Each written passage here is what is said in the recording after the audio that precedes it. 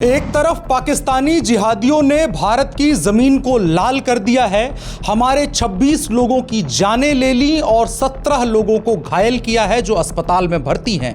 दूसरी तरफ प्रधानमंत्री नरेंद्र मोदी अमेरिका का और सऊदी अरबिया का दौरा अपना रद्द करके हिंदुस्तान आए, बड़ी बैठक हुई और उसके बाद अचानक बिहार चले गए एक सभा को संबोधित करने के लिए।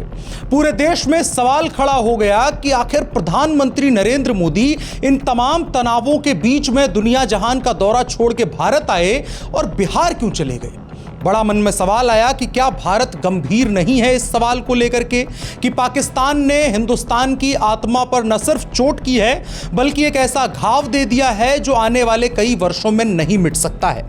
और सभी के मन में यह सवाल चलने लगा कि आखिर प्रधानमंत्री नरेंद्र मोदी करना क्या चाहते हैं। फिर प्रधानमंत्री नरेंद्र मोदी बिहार में अपना भाषण शुरू करते हैं। वो ये ऐलान करते हैं कि भारत की तरफ से पाकिस्तान के बैठे हुए उन आतंकी हुक्मरानों, पाकिस्तानी सेना के तमाम लोगों को एक ऐसी सजा दी जाएगी जिसे वो कभी भूल नहीं सकेंगे। इस सजा का लेवल इतना होगा। उस सजा की शुरुआत कैसे हुई? उस सजा की शुरुआत हुई सबसे पहले भारत सरकार के द्वारा इंडस वाटर ट्रीटी 1960 को कैंसिल कर दिया। सामान्य समझ के लिए अगर कहेंगे तो पानी रोक दिया गया है। लोग कहेंगे पानी रोक देने से क्या होगा और कितना पानी भारत रोक पाएगा, लेकिन इसको अपने नजरिए से मत देखिए, आपने जिसके ऊपर अप्लाई किया है उसके नजरिए से देखिए। पाकिस्तान के प्रधानमंत्री ने एक आपात बैठक इस विषय पर बुलाई और उसके बाद उस पूरी बैठक का नतीजा निकल के आया कि पाकिस्तान इस पानी के रोके जाने को एक्ट ऑफ वॉर लेकर के चल रहा है, यानी कि पाकिस्तान ये मानता है पानी रोकना भारत की तरफ से सीधे तौर पर युद्ध का ऐलान है। इस नजर से सोचें तो भारत सरकार ने तमाम स्ट्राइक्स के बाद, एयर स्ट्राइक और जमीन पर जाकर के स्ट्राइक करने के बाद अब एक वाटर स्ट्राइक की है। कैसे? पाकिस्तान के लगभग आबादी को 60 से 70% आबादी को जो पानी मिलता है वो हिंदुस्तान की 6 नदियों से मिलता है। इनमें जो मेन मुख्य नदी है इंडस, जिसके नाम पर ये पूरी ट्रीटी है, उससे पाकिस्तान की जो अधिकतर आबादी है उसको जिंदगी जीने के लिए पानी मिलता है। जो पाकिस्तान की खेती बाड़ी है उसको पानी मिलता है, कल कारखानों को पानी मिलता है। आप नक्शे में देखेंगे तो पाएंगे पाकिस्तान के बीचों बीच से 6 नदियां मिलते हुए नीचे सागर में जाकर के गिरती हैं, यानी पाकिस्तान मेजरली डिपेंडेंट है इन नदियों को लेकर के। आप डेटा में ये भी देख सकते हैं कि कई लोग कह रहे हैं, जो कांग्रेसी टाइप के हैं, वो कह रहे हैं कि भारत सरकार ने ऐसी कौन सी तैयारी कर ली है जिसके जरिए इस पानी को पूरे देश में सप्लाई कर पाएगी, रोक ही नहीं पाएगी पानी। तो भारत सरकार की तरफ से 5 ऐसे पुराने कैनाल्स को रिवाइव किया गया है जो ऑपरेशन में नहीं थे, पहले बने हुए थे, और इसके अलावा 2 और कैनाल्स के प्रोजेक्ट पर काम चल रहा है जो अपने आखिरी चरण में है। आप डेटा में उन नामों को देख सकते हैं।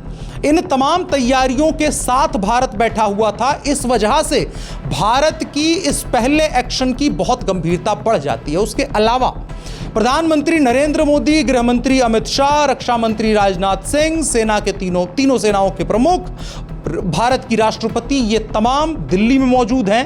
कोई कहीं बाहर नहीं जा रहा है। पाकिस्तान के दूतावास के सामने से दिल्ली पुलिस के द्वारा जो दी जाने वाली सिक्योरिटी है, जिसमें कई बैरियर्स और उन तमाम चीज़ों को लगा करके रास्ते को ब्लॉक किया जाता है, उन बैरियर्स को हटा दिया गया है। भारत की जो नेवी है उसकी तरफ से कई युद्धपोतों को पाकिस्तान के सामने अलग अलग मोर्चों पर तैनात किए जाने की अपुष्ट खबरें भी आ रही हैं। और इसके अलावा जो पाकिस्तान की एलओसी है उसके ऊपर भी लगातार मूवमेंट बढ़ रही है। और पाकिस्तानी सेना के सामने चुनौती यह है कि फिलवक्त में पाकिस्तान बहुत बड़ी संख्या में भारत के साथ एलओसी पर नहीं मौजूद है। इस बात को समझिए कि जब सीज फायर की बात हुई और पिछले 4 वर्षों से भारत और पाकिस्तान की सीमा पर 19 के बाद काफी शांति आ गई, उस वजह से पाकिस्तान को मौका मिला। पाकिस्तान ने अपने ट्रूप्स को ले जाकर के अफगानिस्तान की सीमा पर और बीच में बलोचों के साथ निपटने के लिए उनको लगा दिया है। पाकिस्तान की सीमा खाली है, तकरीबन 50 से 60 ऐसी पोस्टें हैं जहां पर दिखती तो वो पोस्ट हैं लेकिन उनके पीछे आतंकवादी बैठे हैं। ये इन्वेस्टिगेटिव रिपोर्ट्स में सामने आया है। तो भारत की सेना के पास सबसे बड़ा मौका है, जब जब पाकिस्तान की सेना को अफगानिस्तान के बॉर्डर से कई 100 किलोमीटर चल करके और उसके बाद भारत की सीमा पर आकर के रिटेलिएशन करना पड़ेगा, उससे पहले इंडिया इस कदम को उठा सकता है। और इन तमाम बैठकों और मीटिंगों और प्रधानमंत्री नरेंद्र मोदी के द्वारा बिहार में जाकर के इस बात का ऐलान किया जाना कि करारा जवाब दिया जाएगा। आपको याद रखना चाहिए, अगर इतिहास में दिलचस्पी है, चाहे लाल बहादुर शास्त्री ने ऐलान किया हो पाकिस्तान के खिलाफ, इंदिरा गांधी ने किया हो, इन तमाम ने कोशिश यह करी है कि एक पब्लिक मीटिंग ऐसी घटना से पहले कर ली जाए जिसमें जनता के मन को भांप लिया जाए। और प्रधानमंत्री नरेंद्र मोदी के कार्यक्रम को इसी नजरिए से देखने की आवश्यकता है, क्योंकि अगर वो राजनीतिक थे तो कानपुर में भी उनका कार्यक्रम था, उसको उन्होंने रद्द किया है, केवल बिहार में जाकर के कार्यक्रम किया, पंचायती राज का कार्यक्रम था वो। तो इन तमाम चीजों को अगर आप क्लब करके देखेंगे तो आपको नजर आएगा कि पाकिस्तान के लिए बहुत बड़ी चुनौती का सबब चीजें बनने जा रही हैं। बहुत पुराना एक मसला भारत और पाकिस्तान का है, एक सीमा वाला है, वो तो है ही, लेकिन जो पीओके और पीएके को लेकर के तमाम तरह की बातें हैं, जो पाक अधिकृत कश्मीर की बात होती है कि पाकिस्तान ने जिस कश्मीर का हिस्सा कब्जाया है, भारत का है वो, और भारत उसे लेकर के रहेगा आज नहीं तो कल। और इसमें दिलचस्प ये बात है कि जो पीओके के मुखिया हैं, करंट पाकिस्तान की जो एस्टेब्लिशमेंट है, उनकी तरफ से ये ऐलानिया कहा जा रहा है कि हमने टेररिस्ट अटैक करवाया है और उसके बाद जितना भी खून बहाना होगा हम बहाने के लिए तैयार हैं। इन तमाम चीज़ों के आधार पर हम एक नतीजे की तरफ अगर बढ़ने की कोशिश करें तो यही चीज़ें समझ में आती हैं कि भारत सरकार की तरफ से बहुत चीज़ें स्ट्रेटेजिकली की जा रही हैं, बहुत तैयारियों के साथ की जा रही हैं। आज भारत के विदेश मंत्रालय के द्वारा दुनिया भर के जितने भी तमाम देशों की एम्बेसीज हैं यहाँ पर, उनके राजदूतों को बुलाया गया था, तलब किया गया था, उनको यह ब्रीफ किया गया कि किस तरह से पहलगाम में हुए हमले में पाकिस्तान का इन्वॉल्वमेंट है और ये एक तरह का एक्ट ऑफ वॉर है जिसमें पाकिस्तानी सेना के इन्वॉल्वमेंट्स के इनपुट्स हैं। भारतीय सेना के पास बीते 2 वर्षों से ये इनपुट्स आ रहे हैं कि गुरिल्ला युद्ध की ट्रेनिंग पाकिस्तान की आर्मी इन लोगों को दे रही है। अफगानिस्तान में अमेरिका के द्वारा छोड़े गए हथियारों का इस्तेमाल ये लोग कर रहे हैं, जिस वजह से ये बहुत एडवांस्ड लेवल का एक मिलिट्री लेवल का ऑपरेशन कर पाने में सक्सेसफुल होते हैं। पहलगाम में अगर आप देखेंगे तो वहां पर अधिकतर लोगों को हेडशॉट मारा गया है, 70 से 80 गोलियों में 30 से 40 लोगों को घायल और मार दिया गया है। तो इस बात से आप पूरी घटना की इंटेंसिटी को समझ सकते हैं, कितना ट्रेंड और कितना प्रिसाइज्ड अटैक ये कर रहे हैं। तो इन तमाम सबूतों को और इंटेलिजेंस इनपुट्स को भारत की विदेश मंत्रालय के द्वारा दुनिया के तमाम देशों को सौंपा गया है, जिसे डोजियर सौंपना कहते हैं। लेकिन अभी हिंदुस्तान का जो मन है वो डोजियर्स को लेकर के नहीं है। हिंदुस्तान अभी चाहता है कि सीधे पाकिस्तान के ऊपर हमला कर दिया जाए। वो इस तरह से संभव नहीं होता है, स्टेप बाय स्टेप होता है। जो युद्ध होता है, अगर उसके आप टाइमलाइन को फॉलो करेंगे तो उसमें ट्रैजेक्टरी बनती है जिसमें बेसिकली एक तरफ से हमला होता है, फिर उसका जवाब दिया जाता है। अगर आप इंटरेस्टेड हैं कि आप युद्ध करना चाहते हैं, आप इस बात का एक एंड लेकर के जाना चाहते हैं, बिना वजह की बहस नहीं चाहते हैं, तो जो अधिकतर देश होते हैं वो इसको अपस्केल करते जाते हैं। जैसे पाकिस्तान ने 27 भारत के लोगों के ऊपर हमला किया, उनको मार दिया जान से, और 17 लोग घायल पड़े हुए हैं अभी अस्पताल में। तो उसको एक एक्ट ऑफ टेरर के तौर पर या एक्ट ऑफ वॉर के तौर पर इंडिया अगर काउंट करता है तो उस तरह का जवाबी हमला करेगा, जो ज़रूरी नहीं हर बार सेना से हो, कई बार डिप्लोमेटिक हो सकता है। इंडिया ने उसी डिप्लोमेटिक लेवल पे उस चीज़ को अपस्केल करने की कोशिश करी है। पाकिस्तान ने आज वीडियोस जारी की हैं जिसमें उस सेना उनकी अभ्यास करती नजर आ रही है, कल की वीडियोस हैं। इसके अलावा तमाम जो प्रेशर टैक्टिक्स होनी चाहिए, पाकिस्तान के प्रेस कॉन्फ्रेंसेस, मंत्रियों के बयान, उनके जर्नलिस्ट की तरफ से एजेंडा, हिंदुस्तान में भी कई पाकिस्तान के हैं लोग भाई पत्रकारों के भेष में, अलग अलग भेष में रहते हैं, उन लोगों की तरफ से एक तरह की कहानी बनाने की कोशिश की जा रही है कि पाकिस्तान का बहुत बड़ा हुआ है। दोबारा से वही आपको न्यूक्लियर बम की कहानी बताई जाएगी जो पूरी दुनिया में कभी इस्तेमाल नहीं हुआ है, सिर्फ अमेरिका ने जापान के ऊपर किया था। उसके अलावा न्यूक्लियर वेपन एक गीदड़ भपकी की तरह इस्तेमाल किया जाता है, तो उसकी ब्लैकमेलिंग करने की कोशिश की जा रही है। लेकिन इंडिया शायद अब उस मूड से बाहर निकल चुका है। इंडिया उन तमाम चीजों को सुनने के लिए नहीं तैयार है। भारत पाकिस्तान का गला घोंटने के लिए लगभग उस परिस्थिति में तैयार है। प्रधानमंत्री नरेंद्र मोदी ने और पूरी मिनिस्ट्री की जो मीटिंग्स हैं, जो कैबिनेट सिक्योरिटी की मीटिंग, कैबिनेट मीटिंग हो रही है, उन तमाम चीजों की तरफ से यही इशारा निकल के सामने आ रहा है।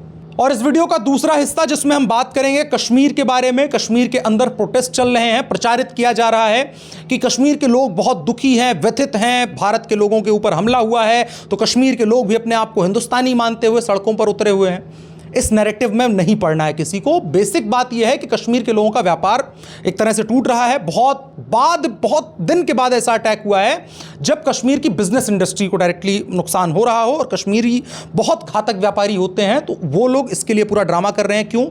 क्योंकि इन लोगों की तरफ से उस पूरे घटनाक्रम को आप टाइमलाइन को देख लीजिए, शायद आपको ये जानकारी ना हो, बीते 1 वर्षों से जब से डेमोक्रेटिक अप्रोच आनी शुरू हुई, चुनाव के प्रचार होने शुरू हुए और उमर अब्दुल्ला की सरकार बनने के बाद तो फुल स्केल कर दिया गया कि बाहर से आने वाले टूरिस्ट को कहा गया कि कश्मीर में हो तो शरिया के हिसाब से अपना जो है ट्रिप एंजॉय करो।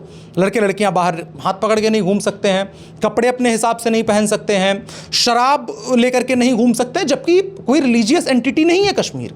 कश्मीर हिंदुओं के लिए बहुत पूजनीय है, मुसलमानों के लिए उनकी सिर्फ इतनी है कि उन्होंने कब्जा कर लिया है वहां पर आकर के। 300 साल पहले की कोई हिस्ट्री इनकी मिलती नहीं है, ठीक है।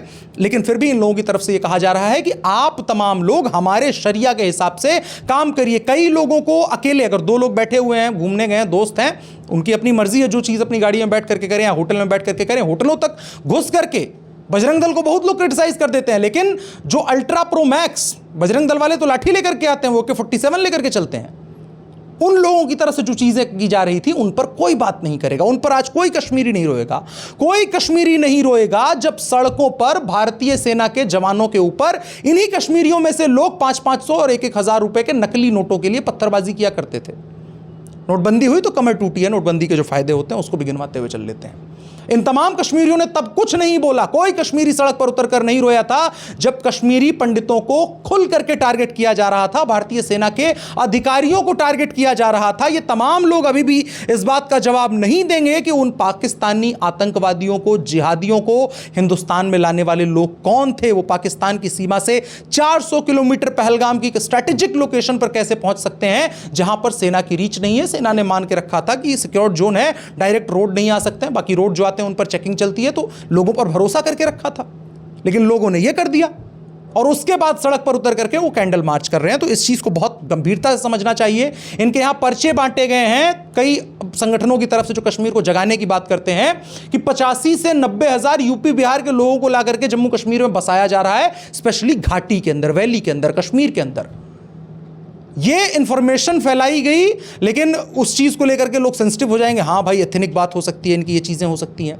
लेकिन वही जब बंगाल में हम लोग बात करेंगे कि डेमोग्राफी चेंज हो रही है, पूरे हिंदुस्तान में डेमोग्राफी चेंज हो रही है, तो उसको डिस्क्रेडिट कर दिया जाएगा। तो इन लोगों की कैंडल लाइट्स के चकाचौंध में आप अपनी रोशनी ना खोएं। इस बात को समझें कि कश्मीर के लोगों की फितरत, उनके ब्लड में कुछ दिक्कतें हैं, कुछ दिक्कतें आई हैं। मैं खिलाफ में नहीं बोल रहा हूं, लेकिन एक चीज़ कहते हैं कि जब एक लंबे समय तक आप एक तरह की हवा में सांस लेते हैं, बारूदी हवा में सांस लेते हैं, तो आपका माइंड सेट वैसा ही हो जाता है। जैसे पाकिस्तान के लोग भिखारी और गुर्बत में एक लंबे टाइम से सांस ले रहे हैं, तो उनकी जो बुद्धि है ना, वो चिंदी चोरी से आगे नहीं बढ़ पाती है। तो इसी तरह से कश्मीर के साथ भी ये इशू हुआ है। कश्मीर के लोगों की कैंडल लाइट्स को देखिए, ठीक है, अच्छी बात है, आपको सड़क पर उतरना चाहिए, लेकिन और इंसिडेंट्स के ऊपर जहां पर आपके आर्थिक लाभ की सिर्फ बात ना हो, और इंस्टेंसेस पे उतरेंगे तो देश के लोग और अधिक और बेहतर ढंग से विश्वास कर पाएंगे आपके ऊपर। और तीसरा और आखिरी हिस्सा हमारे इस वीडियो का, जिसमें हमने शुरू में बात करी थी, पाकिस्तान की सेना को अफगानिस्तान बॉर्डर से बलोचों से लड़ते हुए छोड़ करके इंडिया के साथ आने पर मजबूर होना पड़ेगा। अगर इंडिया की तरफ से पाकिस्तान के ऊपर एक हल्की सी भी वॉर थोपी जाती है तो पाकिस्तान ऑलमोस्ट क्राइसिस में आ जाएगा, क्योंकि इनके पास अभी जो इंफॉर्मेशन इंडिया के पास है उसके हिसाब से पाकिस्तानी आर्मी अफगानिस्तान से हिंदुस्तान के बॉर्डर तक 2 बार अगर ट्रैवल कर लेती है तो इनके पास उतने संसाधन, उस तरह की व्यवस्था नहीं है कि उसके बाद वॉर में उतनी मूवमेंट कर पाए। तो पाकिस्तान एक ऐसी परिस्थिति में आ जाएगा जहां पर उसके लिए प्रॉब्लम होगी। अफगानिस्तान इंटरेस्टेड है पाकिस्तान के अंदर, उनकी तरफ से लगातार बयान आते हैं। बलोच लिबरेशन आर्मी ने अभी कुछ महीने पहले पाकिस्तान के अंदर क्या किया था और पाकिस्तानी आर्मी किस तरह से घुटनों पर आ गई थी, इन तमाम चीजों को हमने देखा है।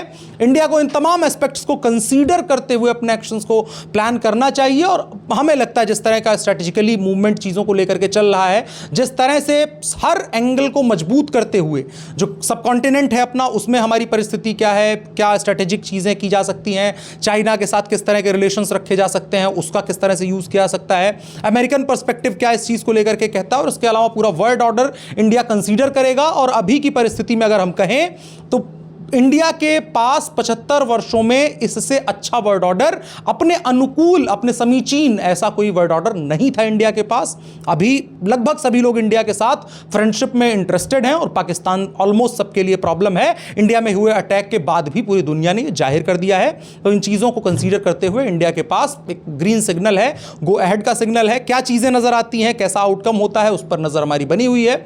आपसे लगातार हम बात करते रहेंगे। फिलहाल के वीडियो में इतना ही। आपकी राय क्या है कमेंट बॉक्स में बता सकते हैं। मेरा नाम अनुराग मिश्रा है, आप शाइनिंग इंडिया देख रहे थे। धन्यवाद।